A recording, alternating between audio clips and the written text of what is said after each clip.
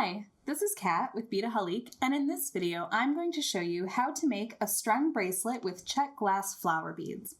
Now this is going to be a really simple design, but there's a couple little tricks that I wanted to share with you. So first off, let's take a look at how it's going to come to you. It's going to come on a strand.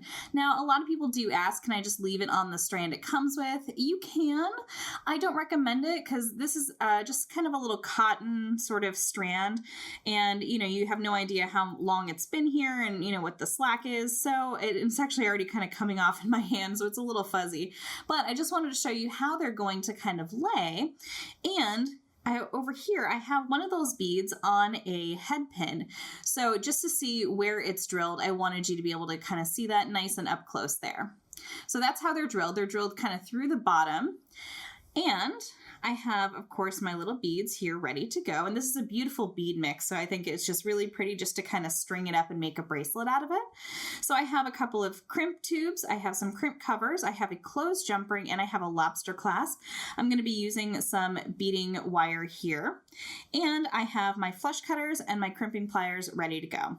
Okay, so the first thing we're going to do is, I'm going to set that aside because we don't need to look at that anymore. Now, we usually want to use a bead stopper, but I'm going to show you a way to do it without that.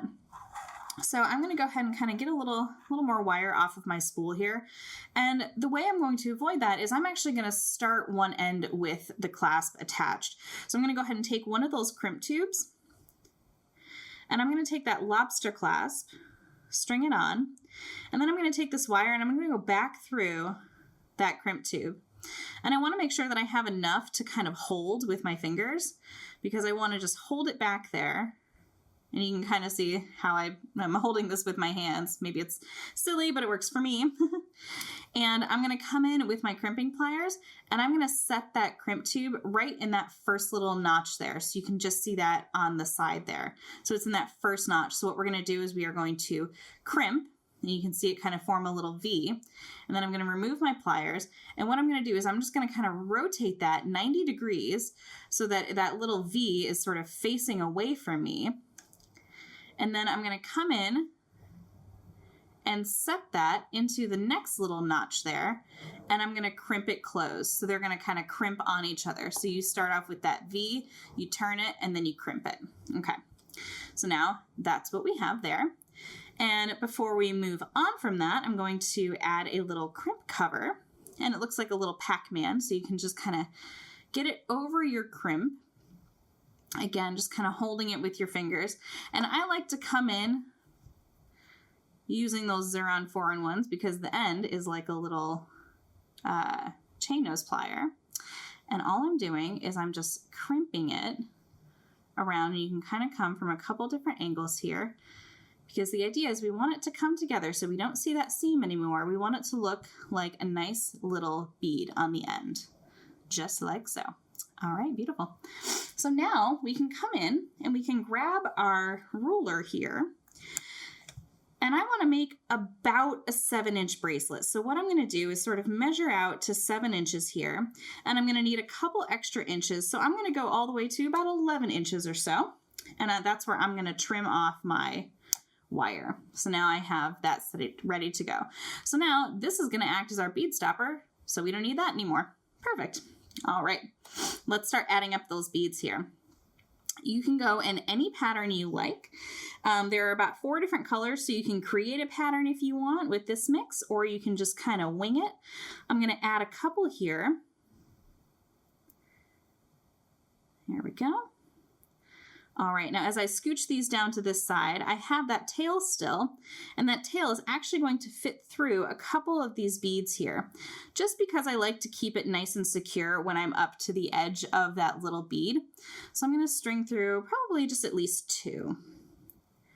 But that way you have that little extra security on that one end.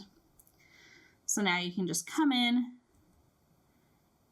and trim off that wire. And now slide your other little beads down. Now what I like to do is kind of just let them kind of hang and let them kind of fall where they want to fall. So you'll notice as you're stringing the beads, that's what's going to kind of happen. They're going to want to go where they're going to want to go.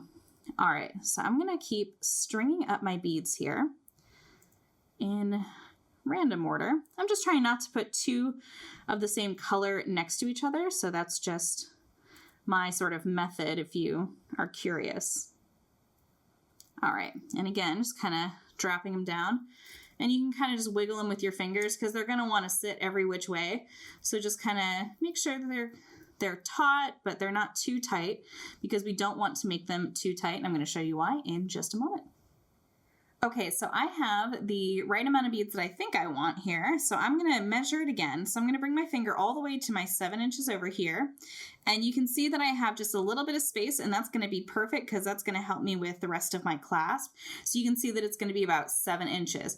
Now, one thing to remember is that especially with a bracelet like this that has a little bit of bulk to it, when you bring it together and have it down here, it may have been 7 inches long, but it will not be 7 inches on that inner diameter.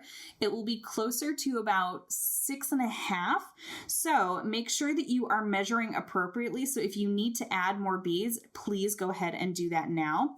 So this is going to be our bracelet though. So I just want to kind of show you, you can sort of let it hang down vertically like that and just kind of give it a little shake. Make sure you hear a little bit.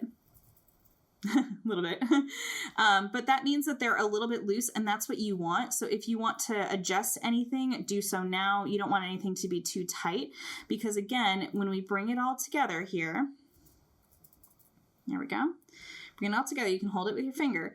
You want to make sure that that's going to be a nice curve. If they're too taut, they're going to kind of crunch in on each other and it's not going to wear really nicely. You can also kind of set it on your wrist there just to make sure that it's going to wear the way you want it to. Okay, so a little trick here is to do it and finish the clasp with it curved just a little bit. I'm going to show you that right now. Okay, so same as before, we're going to grab our little crimp tube here. And we're going to take our closed jump ring. Now this would be the same if you were using like a toggle clasp or something like that, or you could always use thread protectors as well. So I'm gonna go ahead and cinch that down, bringing that as close as I can.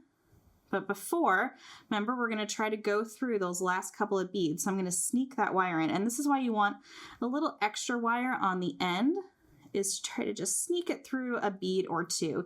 Even if you can only get it through one, that will still kind of help secure. So I'm just going to sneak it through that purple one. All right. So as you pull taut, I'm keeping that curve on my work surface there. So it's going to be nice. So we want to make sure that they're not going to crunch in on each other. So the best way to do that is to kind of keep that curve happening there. Now you can see on the end of my little bead here, it is a little bit at an angle. So you're just going to want to be careful because again, these are glass beads. So sneak your crimping pliers in there. Make sure the beads are not going to get crimped, and go ahead and crimp that wire. And then we're going to do the same. We're going to rotate it. Make sure it is crimped really, really good. I'm just going to kind of crimp again. You can always do that. Don't be fearful of that. And then rotate. And again, I know this is hard to see. That's why I definitely wanted to show you on the first side, because this side, it is a little bit more difficult. I'm just going to bring this a little bit. There we go. Gotta get the right angle on these guys. All right.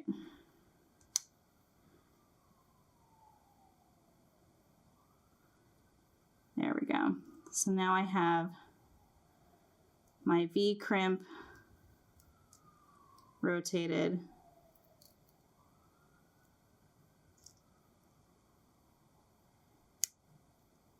Perfect. Okay. All right. A little bit of finagling on that one, but we got it to work. That's all I needed. I am happy with that. And now here's the crimp cover, which is just a nice little thing. I just like to finish it. It looks like I said, you know, a nice little silver bead on the end. So just as a really nice finishing thing. You do not absolutely have to add the crimp cover. It is just merely aesthetic. All right. So there we go. So now, final step is to sneak in with my flush cutters and trim off that wire. So now you can see when it's long, you can hear it a little bit because there's a little bit of kind of space there. But when you go to close it, it has a nice, beautiful little loop there, so nothing is too taut. You can see that it those little beads will just dance around. All right, so that is how to make a strung bracelet with the Czech glass flower beads. I hope this was informative for you, and this is great if you're using any kind of shaped bead in a strung design, so hopefully these tips will help you. Thanks so much for watching. You can get all of these supplies and see even more tutorial videos by heading over to Beadaholique.com.